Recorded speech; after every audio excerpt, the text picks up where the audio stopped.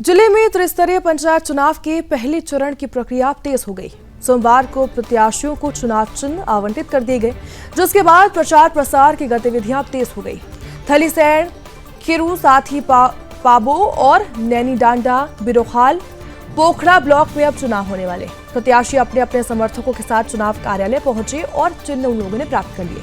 जिला पंचायत सदस्य पद के आरओ डॉक्टर वीके यादव ने यह बताया है कि मंगलवार को भी शेष उम्मीदवारों को चुनाव चिन्ह आवंटित जो है वो किए जाएंगे। इस बार प्रचार के लिए सोशल मीडिया के साथ साथ जनसंपर्क पर भी जोर दिया जा रहा है। चुनाव में युवा और महिलाओं की भागीदारी भी उल्लेखनीय रूप से बढ़ गई है।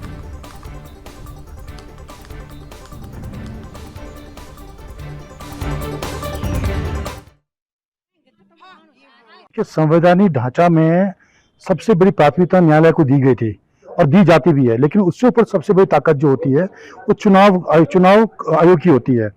दुर्भाग्य इस बात को लेकर कि जिस चुनाव आयोग को बहुत पारदर्शिता के साथ, सबकी सहमति के साथ और सबको साथ लेके चलने वाली बात करनी थी, वहाँ आज जो चुनाव आयोग है वो राज्य सरकार या केंद्र सरकार के निहित कार्य करने लग गई है।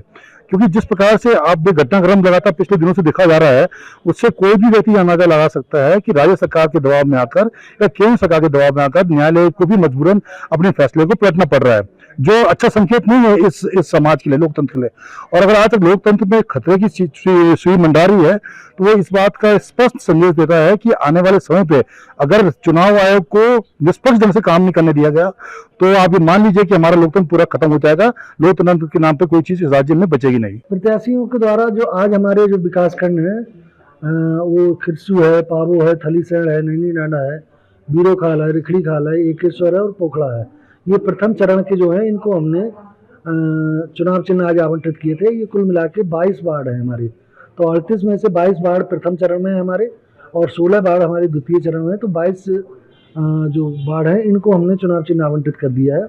और जो जिलाधिकारी महोदय या अपर जिलाधिकारी महोदय के स्तर से जो निर्देश दिए गए हैं आदर्श आचार संहिता के, वो इनको स्वीकृति के साथ दिया गया है। इनको कहा गया है कि आपको अगर कार्यालय खोलना है या वाहन की अनुमति लेनी है या रैली की अनुमति लेनी है या सभा की अनुमति लेनी है, तो वो कृपया आवेदन करें और उसके पोस्टर बैनर अगर छपवाने हैं तो उसकी भी वो अनुमति ले सकते हैं। तो मैं बोलना चाहती हूँ, पिछले 2 दशक से 20 सालों से मैं उस क्षेत्र में लगातार हूँ, हर जन मुद्दे पे मुखर हूँ, महिलाओं की आवाज हूँ। हमने युवाओं के साथ, महिलाओं के लिए, उस क्षेत्र के लिए और वहाँ की आवाज को प्रबलता से उठाया है। यही मेरा ध्येय है और इसी संकल्प को लेके मैं जनता के बीच जा रही हूँ कि 2 दशक से आपकी हर आवाज को हमने पटल पे रखा है, सड़कों के माध्यम से आंदोलन किया है और वहाँ की जनता मुझे मौका देती है, तो उनकी जो वहाँ पे परेशानियां हैं वो पटल पे रखी जाएंगी।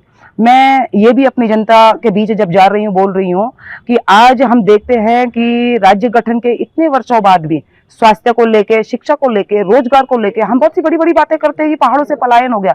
पहाड़ों से पलायन होगा क्योंकि रोजगार के संसाधन ही नहीं है, तो लोग पलायन कर रहे हैं। आज भी स्वास्थ्य सुविधाओं की मैं बात करूं तो मैं स्वयं गर्भवती महिला को जब घर से प्रसव पीड़ा में कोटद्वार तक लेके जाती हूँ या उसके साथ गई हूँ, तो मैंने वो 5 और 6 घंटे का सफर देखा। वो जिंदगी मौत का सफर होता है। ये स्थितियां हैं।